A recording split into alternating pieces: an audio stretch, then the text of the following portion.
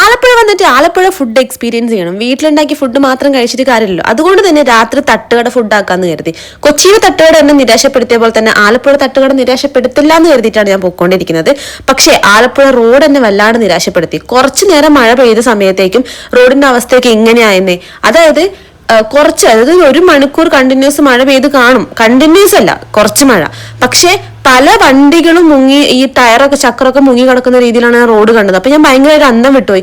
അതെന്താ ചെറിയൊരു മഴ പെയ്ത സമയത്തേക്ക് ഇങ്ങനെ ആയിപ്പോയത്? അപ്പൊ വലിയ മഴയൊക്കെ എങ്ങനെയാണ് ഈ ജില്ല താങ്ങാറെന്ന് എനിക്ക് ഭയങ്കരമായിട്ട് ഞാൻ ക്യൂരിയസ് ആയിട്ട് ഗോകുനോട് അതിനെ കുറിച്ച് ചോദിച്ചു. പക്ഷെ ഇത് പെട്ടെന്ന് വലിഞ്ഞു പോണ വെള്ളമാണ് കേട്ടോ. കുറെ നേരം ഒന്നും വെള്ളക്കെട്ടായി നിന്നിട്ട് വലിയൊരു വെള്ളപ്പൊക്കമൊന്നും ഉണ്ടാവാറില്ല. അതിനൊക്കെ വേറെ സാങ്കേതിക വിദ്യകൾ ഉണ്ടെന്നാണ് പറഞ്ഞത്. ബാക്ക് ടു അവർ പോയിന്റ്, നമ്മൾ തട്ടുകട, ഒരു ടീച്ചറമ്മയുടെ തട്ടുകടയിലേക്കാണ് വന്നത്. അവിടുത്തെ മെയിൻ സാധനം എന്ന് പറയുന്നത് ഈ ഒഴിച്ചുകൊണ്ടിരിക്കുന്ന ചട്നിയാണ് കേട്ടോ. അതായത് ദോശ ആൻഡ് ചട്നി. ആ ചട്നിയിൽ വേറെ എന്തോ സ്പെഷ്യൽ ഇൻഗ്രീഡിയന്റ് ഉണ്ട്. ഭയങ്കര ടേസ്റ്റ് ആണ്. നമ്മൾ വീട്ടിലുണ്ടാക്കുന്ന ഒരു ചട്നി പോലെയല്ല, വേറെ എന്തോ ഒരു സാധനം അതിൽ ആഡ് ചെയ്യുന്നുണ്ട്. അതുകൊണ്ട് തന്നെ നമ്മൾ അവിടേക്ക് ഇടക്കിടക്ക് പോയിക്കൊണ്ടിരിക്കും. പിന്നെ തട്ടുകട ചെന്നിട്ടുണ്ടെങ്കിൽ നമുക്ക് ബുൾസൈ ഓർ ഓംലെറ്റ് അത് നിർബന്ധമാണല്ലോ. അതുകൊണ്ട് ഞാൻ മേടിച്ചിരിക്കുന്നത് ബുൾസൈ വിത്ത് പ്ലെയിൻ. ഗോകു ബുൾസൈ വിത്ത് കുരുമുളകൊക്കെ ഇട്ട ബുൾസൈ ആണ് മേടിച്ചത്.